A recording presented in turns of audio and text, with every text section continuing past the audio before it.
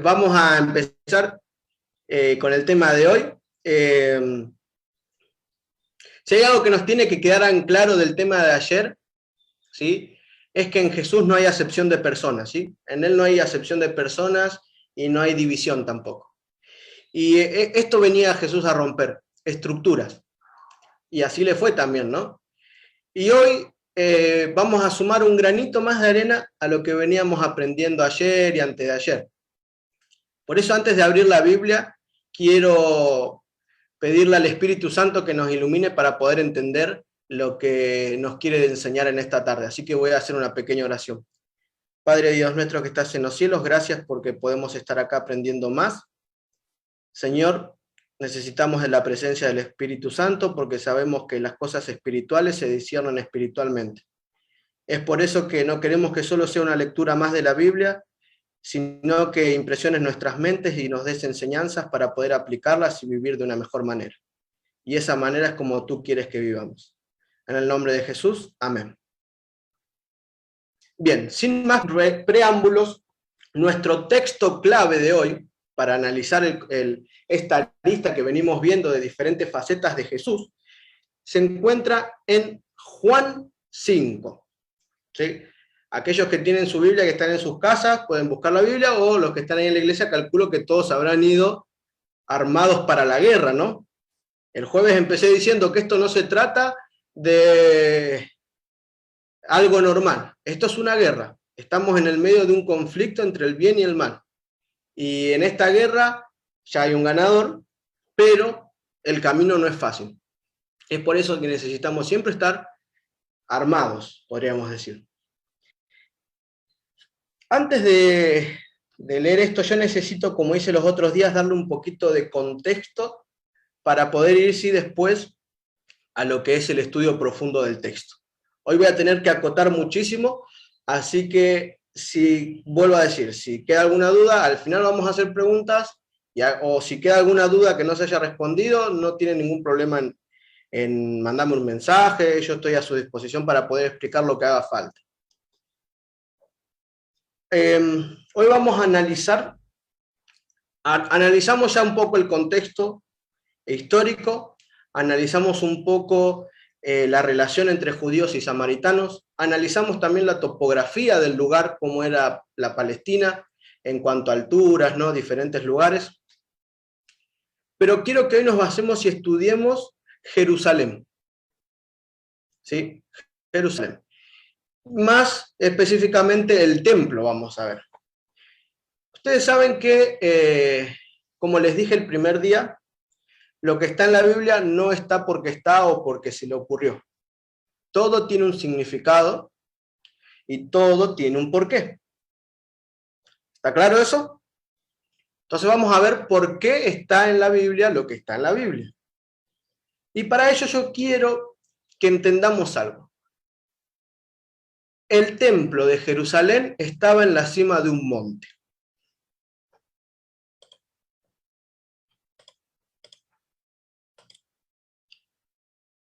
Fíjense algo interesante.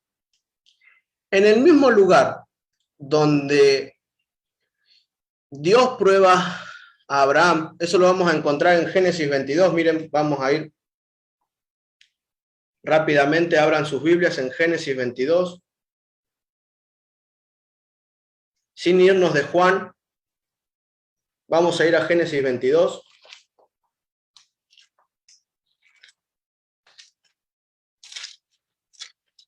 Voy a leer el versículo 2, y dijo, toma ahora tu hijo, tu único, Isaac, a quien amas, fíjense esto, tu hijo, tu único, al que amas. Si bien está claro que no era el único hijo, había algo en especial en Isaac, era el hijo de la promesa. Vete a la tierra de Moria y ofrécelo allí en holocausto sobre uno de los montes que yo te diré. Y en este es uno de los primeros lugares donde se evidencia, ¿sí? Ya todos conocen la historia, Abraham había mentido, había dicho que su esposa no era su esposa, sino que no era una prima. Entonces, nosotros no nos olvidemos que estamos en un conflicto cósmico. A nivel universal, Satanás estaba ganando la batalla. Abraham era acusado de no ser lo que Dios había dicho que era. Y por ende, la venida del Mesías corría peligro. Por ende, Dios tenía que darle a Abraham una prueba para revalidar por qué había sido elegido. Todos conocemos la historia, a nadie le gustaría que se pida a su hijo para ser sacrificado, pero Abraham decidió confiar y tener fe en Dios a pesar de lo raro que le había pedido. Entonces, en ese momento donde estaba a punto de sacrificar a su hijo, ¿qué es lo que aparece? Un cordero. Entonces le dice Dios, no mates el cordero. He aquí el sustituto. Y es acá donde empieza a entender el universo, que en este gran conflicto iba a haber un sustituto para los verdaderos condenados. Un cordero venía a representar la salvación a la humanidad. Tiempo después, en ese mismo lugar donde, en ese mismo monte, en ese mismo lugar, Salomón construye el templo. Para eso tenemos que ir a Segunda de Crónicas 3. Segunda de Crónicas.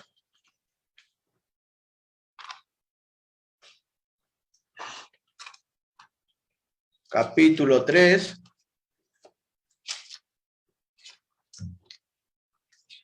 Voy a leerles el versículo 1. Comenzó Salomón a edificar la casa de Jehová en Jerusalén, en el monte Moria, que había sido mostrado a David su padre, en el lugar que David había preparado en la tierra de Orán, Jebuseo. Esto también lo podemos encontrar en 2 de Samuel, el capítulo 24, el versículo 18. Fíjense que este templo, fíjense que este lugar no era cualquier lugar para los judíos. Nosotros decimos, bueno, el templo fue construido en algún lado. Iba más allá de eso. En este monte se había confirmado el pacto de salvación entre Dios y su pueblo. En este lugar Dios había evidenciado que tenía un plan redentor para vos y para mí. El templo de Salomón fue el templo que más esplendor tuvo de todos los templos que se construyeron. Todos conocen la historia, en Crónicas 3, 4 habla, no vamos a hablar de eso. Cuando Nabopolassar conquista Jerusalén, ayer lo habíamos visto un poquito de eso, así que no me voy a detener, destruye completamente el templo de Salomón. No queda nada. Se van al exilio 70 años y después vuelven. En el regreso, junto con Zorobabel, que ayer expliqué, y con Josué, se empieza a reconstruir de nuevo el templo. Ese es el segundo templo. El templo de Salomón se lo conoce como templo de Salomón o primer templo.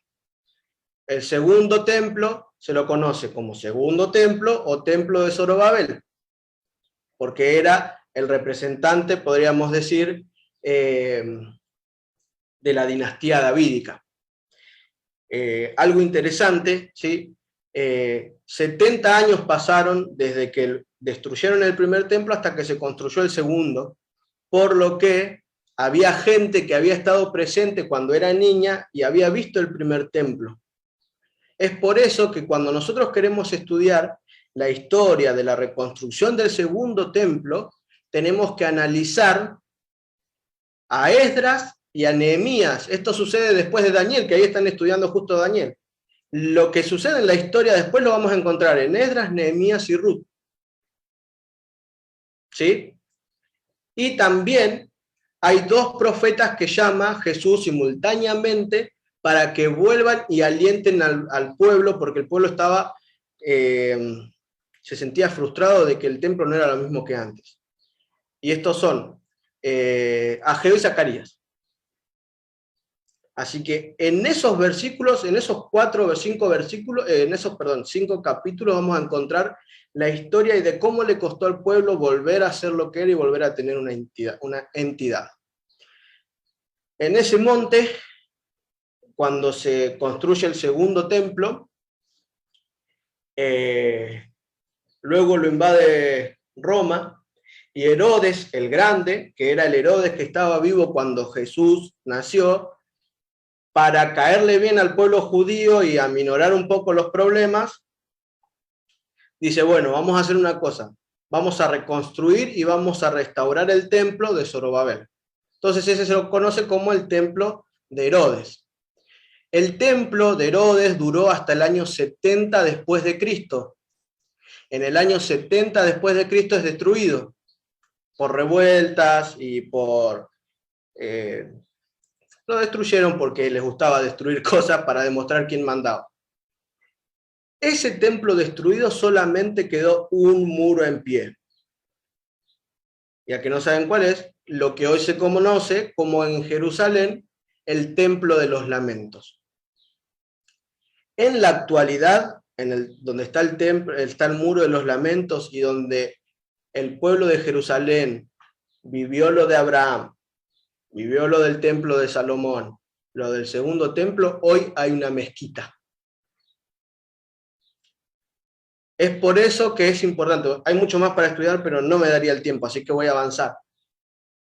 Pero tenemos que ser conscientes de que los lugares están en la Biblia porque nos quieren decir algo. ¿Se acuerdan que ayer les mostré la topografía? En esta topografía voy a mostrarles algo interesante. Vamos a hacer un zoom acá. En este monte se encuentra Jerusalén. ¿Sí? Ven, 774 metros sobre el nivel del mar. Fíjense, vamos a verlo de este lado. Y acá vamos a encontrar algunos nombres que quizás conozcamos. Jerusalén, en la cima del monte Moria, ubicado el templo de Jerusalén. Luego tenemos el monte de los olivos, el monte Sión, y bueno, acá está el monte Gerizim, que esto tenía más que ver con lo de ayer, más que con lo de hoy.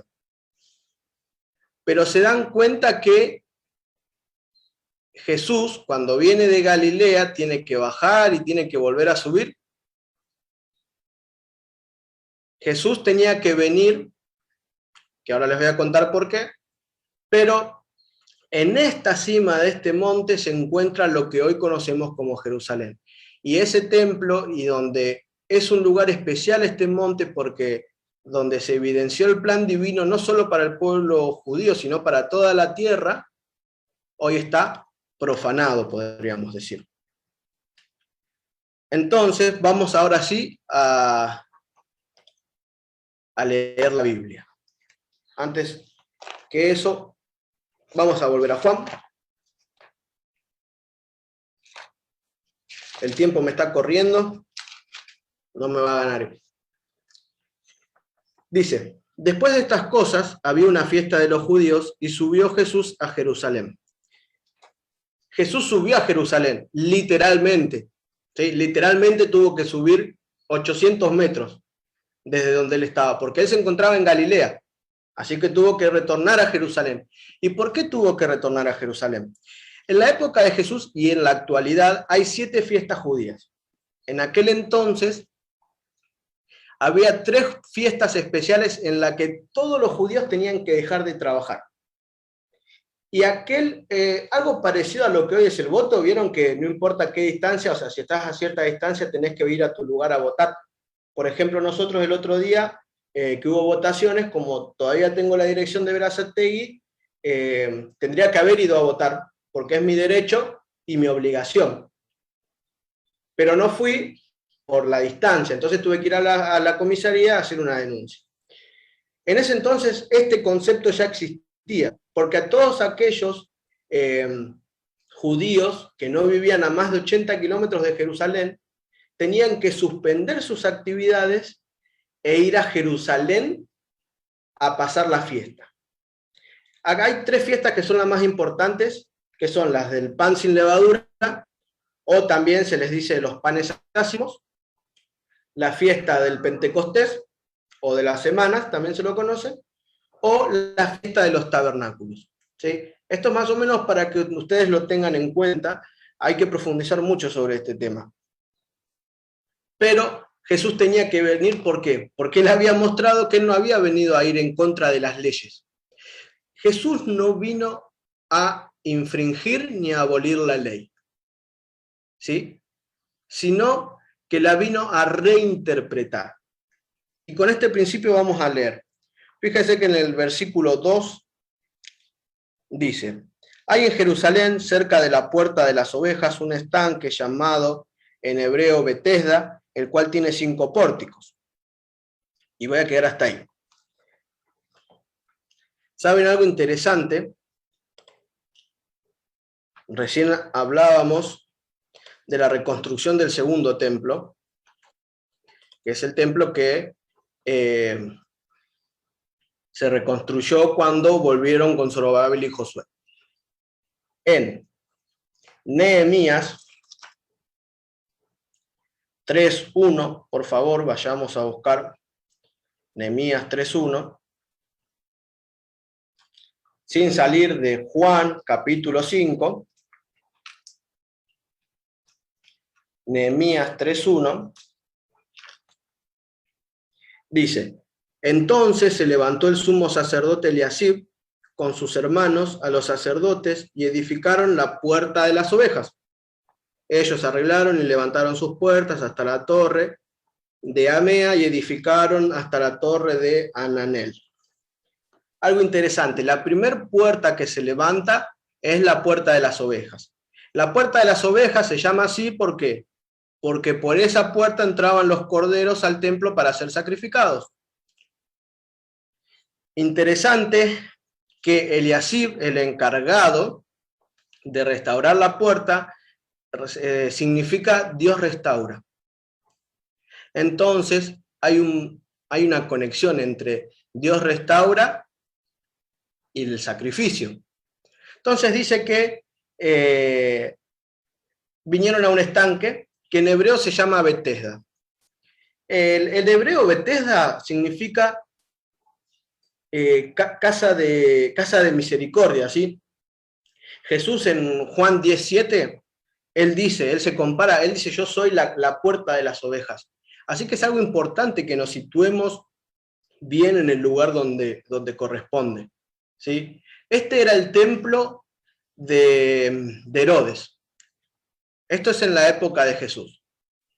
Y yo quiero contarle algunas cositas importantes que nos van a hacer más rico la historia de hoy. Este es en general, o sea, sobre el monte se encontraba este lugar. Así que imagínense ustedes que era bien alto, así que cualquiera que ande por esa zona sabía dónde estaba el templo. Era importante este templo. Acá está el templo de Herodes. A ver si está. Ahí está. Fíjense qué interesante. Había lugar para todo en el templo. Jesús no hacía acepción de personas, pero los judíos, supuestamente cumpliendo la ley de Moisés, eran expertos en hacer acepción de personas. Por ejemplo, pero por mandato de Dios, pero mal interpretadas las escrituras. En esta parte tenemos el patio de los gentiles. ¿Eso qué quiere decir? Que cualquier gentil que osara entrar al templo moría apedreado. Así de misericordiosos eran los judíos en esa época. Ese es el primer patio que Jesús limpia. Es la primera limpieza que Jesús hace. Fíjense que tenías un lugar para los nazarenos. Tenías un lugar para poner el aceite. Un lugar para los leprosos. Tenías la puerta de Nicanor, y esta puerta de acá se conocía como la puerta la Hermosa. En Hechos hay un acontecimiento que Pablo sucede ahí. Hasta acá, fíjense que hasta las mujeres tenían un solo lugar. Los gentiles no podían ingresar porque se tenían que quedar alrededor. Las mujeres hasta acá llegaban. Este es el patio de las mujeres. Y acá solamente podían entrar los sacerdotes. acá te encontrabas el altar, el sacrificio para lavar, para la purificación, y adentro del lugar tenías el candelabro, la mesa del pan, pero en el lugar santísimo no se encontraba el arca, porque ustedes acuérdense que el arca fue escondida antes de que se levante el segundo templo. Eso lo van a encontrar en Samuel. Samuel lo escribe. Entonces, en todo este lío, en todo este rollo, en todo este menjunje de tradición, mala interpretación de Jesús, de lo que Jesús había dicho en su palabra, los judíos no habían entendido nada la esencia del mensaje. Entonces Jesús viene a decirle, muchachos, así no son las cosas. No entendieron la esencia de lo que les había escrito. Y empieza a hacer un lío. Empieza a hacer un lío, miren, déjenme mostrarle una cosita más. Esperen que tengo que agregar una imagen.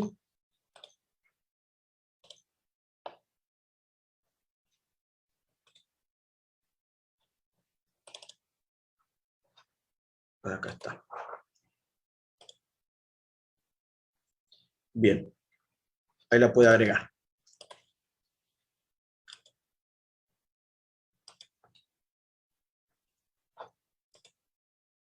Esta era la Jerusalén del tiempo de Jesús.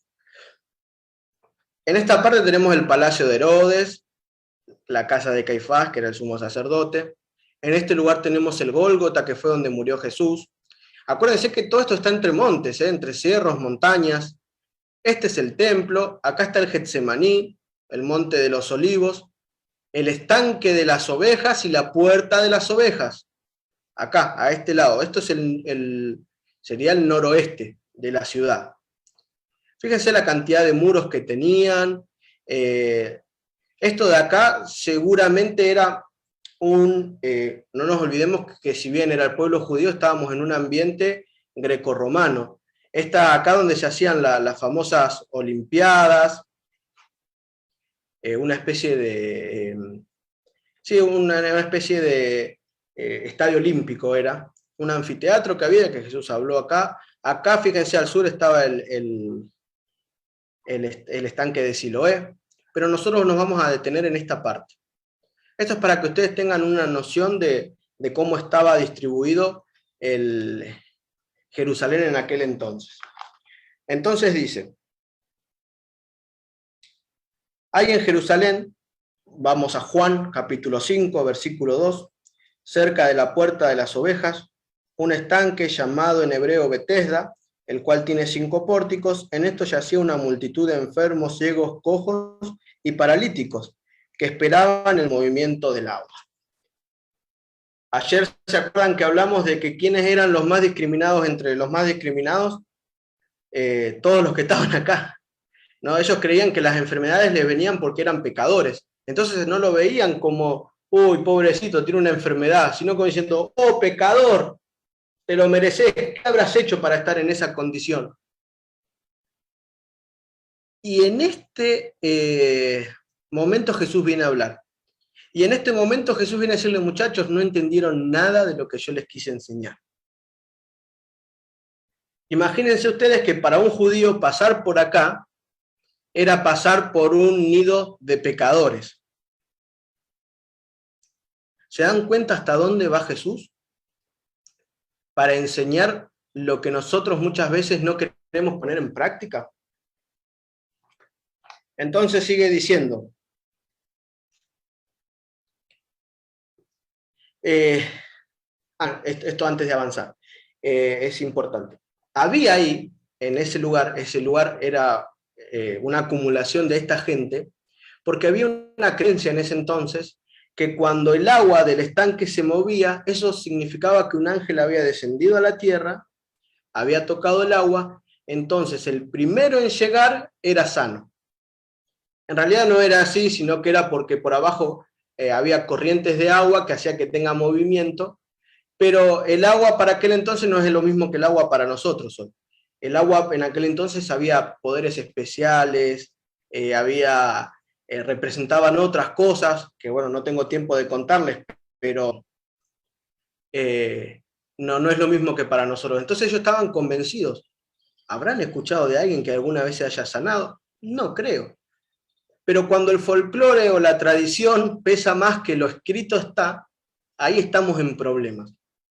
Cuando empezamos a creer en lo que nos dicen y no en lo que leemos, ahí estamos en problemas. Entonces dice que había allí un hombre, versículo 5, que hacía 38 años que estaba enfermo.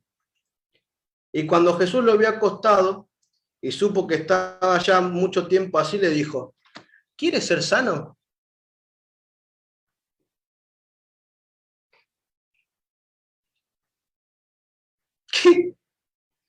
¿Qué pregunta es esta? No, Jesús, ¿a qué estamos jugando? O sea, 38 años sin moverse del lugar. 38 años sentado esperando que el agua se mueva para llegar.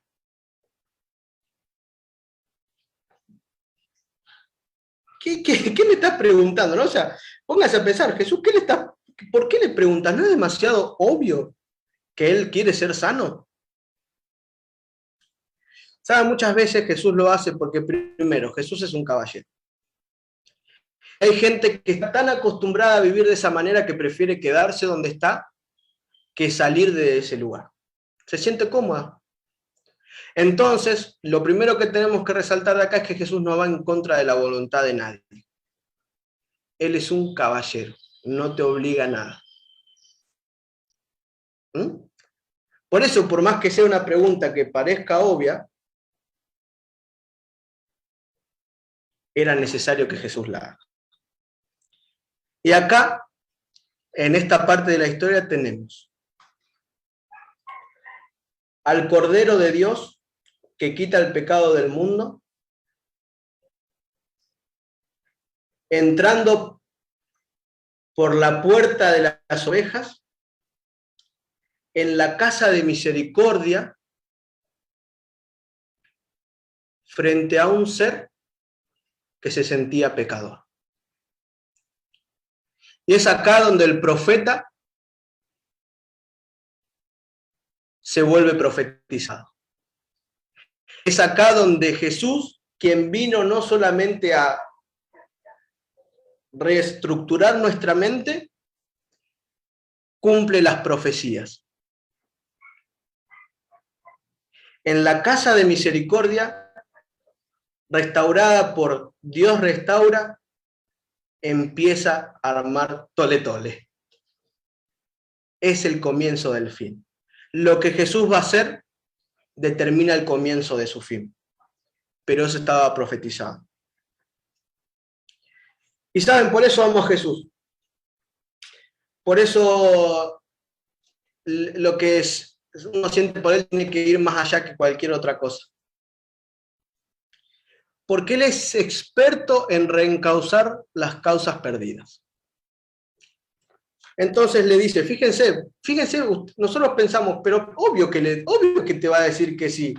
Pero fíjate en qué estaba pensando el paralítico. Cuando Señor, le respondió en el versículo 7. El enfermo, Señor, le respondió el enfermo, no tengo quien me meta en el estanque cuando se agita el agua. Y entre tanto que yo voy, otro desciende antes que yo. ¿Te das cuenta? ¿Te das cuenta que este paralítico en realidad ya no tenía esperanza de vida? Ya no tenía fuerzas para ni siquiera intentar ir al estanque. Este no era solamente un paralítico físico, era un paralítico espiritual y mental. Se sentía solo, se sentía abandonado. En ese lugar, en ese monte donde Dios había sellado su pacto con la humanidad, él estaba agotado, triste, desahuciado. Y ahí es cuando ya 38 años después, Dios le empieza a mostrar cuál es la realidad de lo que espera de su reino. Entonces,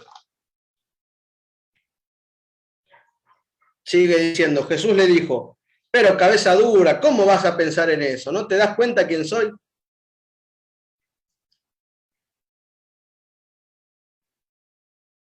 Así nos dice la Biblia, gracias a Dios. Entonces dice que Jesús le dijo, levántate, toma tu lecho y vete. No hay recriminaciones, no hay, te dije, viste que si llevabas una vida complicada ibas a ser un pecador, ¡ja! ¿Y ahora quién va a solucionar? No hay prejuicios en Jesús. Levántate, toma tu lecho y vete. ¿Para qué quieres el lecho? Quizás para nosotros hoy no signifique nada un lecho. Un lecho era una cama que se podía enrollar y se la podía llevar. Pero un lecho no significaba nada, no significa nada para nosotros. Pero para él era todo lo que poseía. En otras palabras le dijo, ¿querés ser sano? Señor, no veo manera. Bueno, no hay nada que hayas hecho que puedas hacer que te haga ganar eso. Pero levántate. Porque yo, que soy el Mesías, el Rey del universo, vengo a instalar un nuevo reino, donde todos tienen las mismas oportunidades. Levántate, levántate, así como estás, agarrá lo que tenés y empezá a caminar. Y es ahí donde el paralítico tenía que pensar, ¿qué le pasa? ¿Qué me voy a forzar? Me quedo acá acostado. Entonces dice en el versículo 9 que al instante aquel hombre fue sanado y tomó su lecho y anduvo. Y era día de reposo aquel día. Era día de reposo aquel día. Saben que estos doctores de la ley tenían una tradición oral que era más importante que la tradición escrita, que la Biblia. Y una decía, entre tantas, ¿no? Entre tantas de las cosas raras que se les habían maquinado, porque cuando uno empieza a leer la Biblia sin la presencia del Espíritu Santo, empezamos a sacar nuestras propias conclusiones y hacemos decir a la Biblia cosas que no dice. Por eso es importante pedir la presencia del Espíritu Santo. Y tenía dos pensamientos. Primero, no llevar cargas durante el sábado. Y el segundo, si había alguna enfermedad, escuchen esto, si había alguna enfermedad en alguien que no era de muerte y podía ser atendido otro día, debía ser dejado para otro día. Qué cristianos hermosos, ¿no? Cuánto amor al otro. Fíjense a lo que le daban más importancia. Y eso queda evidenciado. Ahora yo les digo, Jesús, no te costaba nada, 38 años. 38 años paralítico. ¿Qué te costaba esperar 2 o 3 horitas más que baje el sol y le hacías el milagro y todos contentos, él se iba contento y vos no te metías en problemas? Pero ese es el tema. Dios viene a sacudir tus estructuras. Dios viene a sacudir eso que tenés tu mente llena de telarañas. Te viene a mostrar que su reino y su evangelio es mucho más que simple palabrería. Y vamos rápido porque el tiempo apremia. Entonces los judíos dijeron a aquel que había sido sanado, es día de reposo, no te es lícito llevar tu lecho. ¿Te imaginas? O sea, los doctores que estaban ahí de la ley, los escribas, los fariseos, los saduceos, 38 años viendo a este paralítico, porque seguro que habrán pasado y lo habrán visto en el estanque. 38 años viéndolo tirado en el piso, viendo la miseria humana en la que se había convertido. 38 años viéndolo. Y cuando lo ven caminando, en vez de alegrarse por lo que habían hecho, porque si Jesús eligió a alguien de 38 años que estaba, era para evidenciar que esto era un milagro. No era alguien que había estado 2 meses, sino que solamente podía ser obra del Mesías.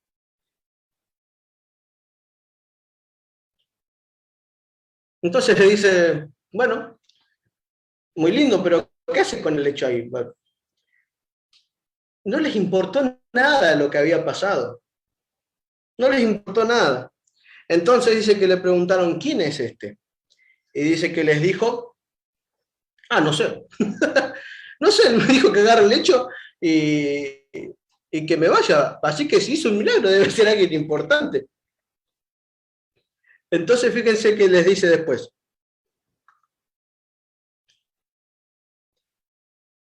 El que había sido sanado no sabía quién fue. Entonces dice que fuese, porque dice que Jesús hizo el milagro y se desapareció, ¿no? Entonces, voy a ir al versículo 14, y dice, después le halló Jesús en el templo y le dijo, mira, has sido sanado, no peques más para que no te venga otra cosa peor. Jesús sabía que estaba como estaba porque su vida de pecado lo había llevado a eso. Pero él primero no le dijo lo que había hecho mal para después curarlo. Él primero realizó el milagro y después le explicó cómo eran las cosas. Muchas veces nosotros tenemos el prejuicio en la mente que pensamos que para ir a Cristo tenemos que arreglar nuestras cosas, entonces Él nos va a aceptar. Y no es así. Dios te acepta tal y como estás con lo que tenés, con lo que posees. Una vez que lo conoces y decidís transformar tu vida, ahí te confronta Jesús. Ahí te confronta. Entonces, dice que el versículo 15, dijo el hombre se fue y dio aviso a los judíos que Jesús era el que le había sanado. Y por esta causa, los judíos perseguían a Jesús y procuraban matarle. Y se me está yendo el tiempo, entonces dice que procuraban matarle porque hacía estas cosas en el día de reposo. Y Jesús les dijo algo que para los judíos fue una puñalada. Mi padre hasta ahora trabaja y yo trabajo, pero esto los judíos aún más procuraban matarle, porque no solo quebrantaba el día de reposo, sino que también decía que Dios era su propio Padre, haciéndolo igual a Dios. No solamente hacía pecar a quien había sanado, pecar, sino que él mismo pecaba blasfemando, diciendo que era igual a Dios. Y esto pensaban los judíos en esa época. Esto era lo que ellos veían. Esto era lo que ellos analizaban. Esto era lo que llevó a un pueblo a crucificar a su profeta principal. Este profeta que había mostrado que alguien en algún momento iba a reemplazar nuestra culpabilidad. Y no nos confundamos, no es gratuita nuestra salvación, tuvo un costo muy grande. El costo fue la vida del Hijo de Dios.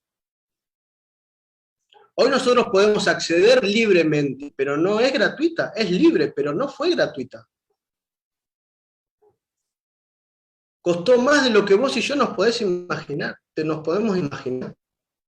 La vida de un ser verdaderamente inocente.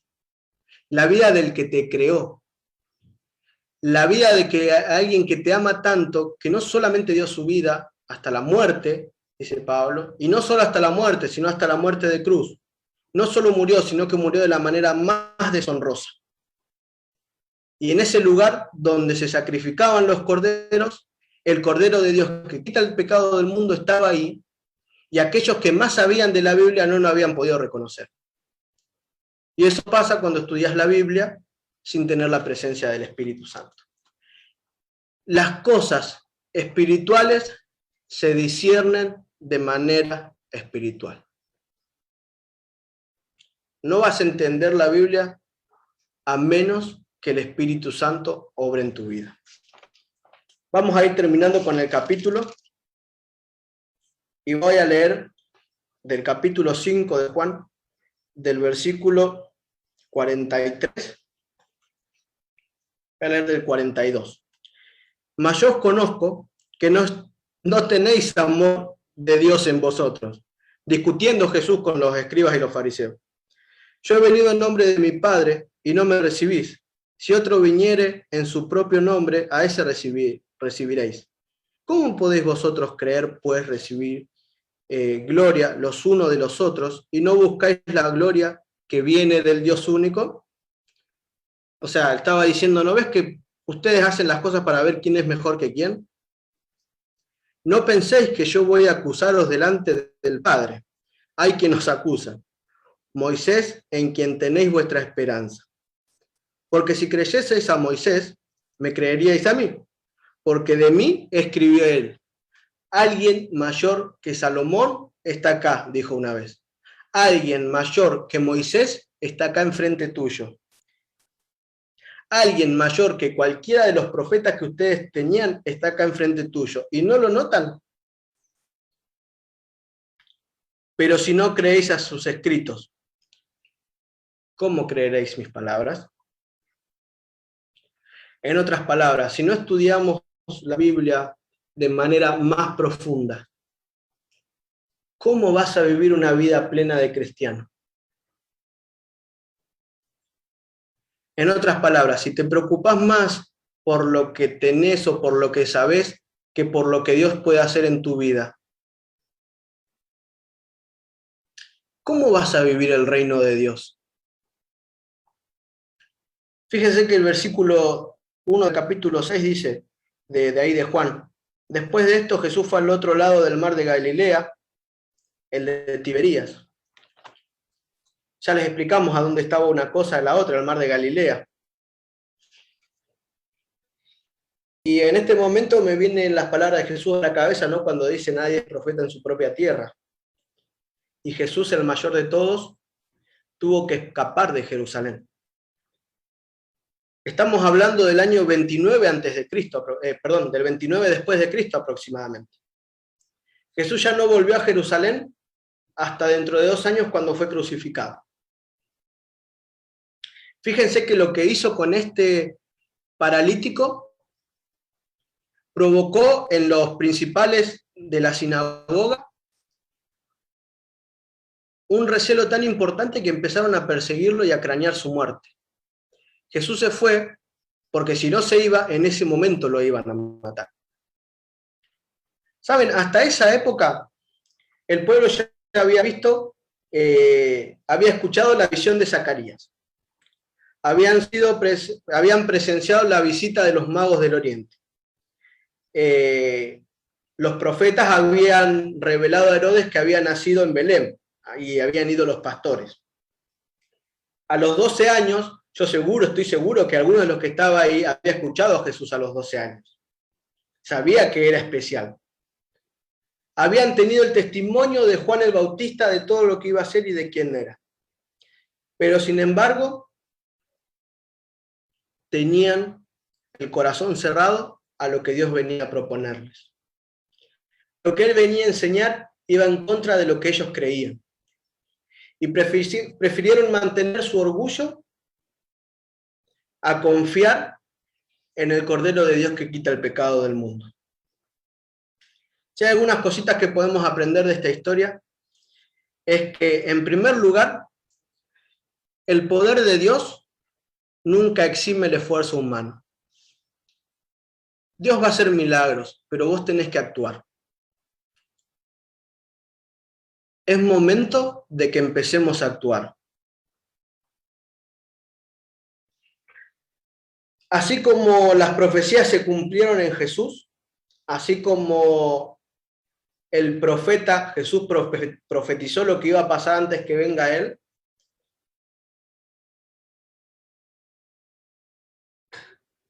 Jesús va a venir por segunda vez. En otras palabras, las profecías que comienzan desde Génesis 3:15 en adelante se cumplieron en Jesús. Jesús hizo otras profecías del tiempo del fin.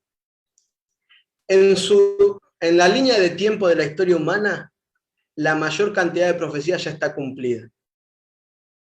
Solo quedan unas pocas. Ahora yo te pregunto, si se cumplió la gran mayoría, ¿la minoría va a dejar de cumplirse? Es momento que dejemos de ser cristianos tibios. Es momento de que dejemos de ser paralíticos espirituales. Es momento que empecemos a caminar y a confiar. Lo que viene de acá para adelante Jesús ya lo profetizó y lo encontramos en la Biblia. En Daniel, que ustedes están estudiando, y en Apocalipsis. Es momento de dejar de ser paralíticos espirituales y levantarnos con lo que tenemos, con lo único que nos queda, y empezar a trabajar. Porque esta es la única manera en que la obra de Dios va a avanzar. Él podría haber elegido ángeles, los ángeles están deseosos de salir a predicar. Pero Dios te eligió a vos y me eligió a mí. Porque así como vos tenés luchas, el que está al lado tuyo tiene luchas. Así como vos tenés un pasado, el que está al lado tuyo tiene un pasado. Y a Jesús no le importa nada de eso. Dios no vino a dividir como pensaban los judíos. Dios vino a unir a ese rebaño. Acá no importa si sos de qué religión vengas, acá lo que importa es que Dios viene a unir. Dios viene a trabajar por vos y por el que tenés al lado. Entonces no es tu trabajo prejuzgar al otro. No es tu trabajo esperar a que tenga una vida más aceptable. Es ahora el momento de trabajar por el otro. Es ahora el momento de salir y predicar. Es ahora el momento de actuar. Al mundo le queda poco. Está todo profetizado. Jesús fue un gran profeta y en él se cumplió la mayor profecía que podríamos tener y en él se cumplió el plan de salvación. Los engranajes del plan de salvación ya están en movimiento. No te quedes afuera. No pierdas la bendición que Dios tiene preparada cuando te unís a las filas del gran maestro. Dios quiera que podamos entender de que así como Jesús murió en la cruz, resucitó y hoy está orando en favor de cada uno de nosotros. En este gran conflicto, la lucha ya está determinada quién es el ganador. Jesús. Así que si te alineas del lado del ganador, vas a salir vencedor. Por más luchas que tengas, por más problemas que tengas, por más dificultades que tengas, Dios ya profetizó tu victoria, porque Él la ganó.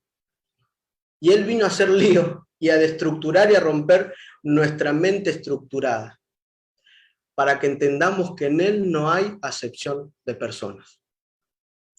Y no te olvides de esto. Las cosas espirituales se disciernen espiritualmente. Vamos a orar. Padre Dios nuestro que estás en los cielos, gracias porque podemos aprender un poquito más.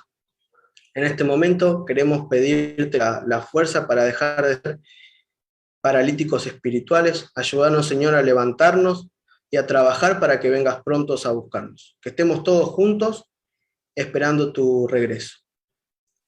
En el nombre de Jesús, amén.